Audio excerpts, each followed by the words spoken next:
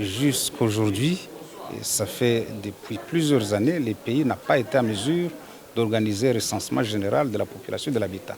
C'est une opération indispensable pour disposer de données fiables qui va permettre à un pays d'organiser sa planification du développement.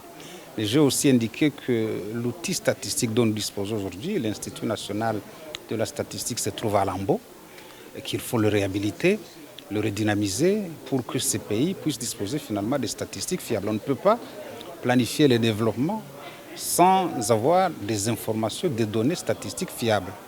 Mais j'ai aussi déploré le fait que le rôle et la place du ministère du Plan dans l'architecture gouvernementale ne lui permet pas aujourd'hui de jouer efficacement son rôle d'organe central de coordination de la planification, mais aussi de suivi des investissements.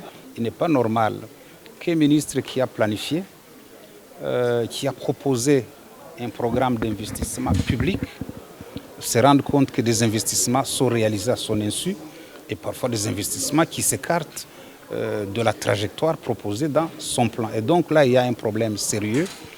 Être satisfait, c'est trop fort. Nous attendons d'abord la mise en œuvre des recommandations que nous avons formulées à l'endroit du gouvernement en ce qui concerne la gestion en fait, de la cartographie géographique de la République démocratique du Congo. C'est tout au long de cette mise en œuvre-là que nous déciderons pour dire que nous avions satisfait ou pas.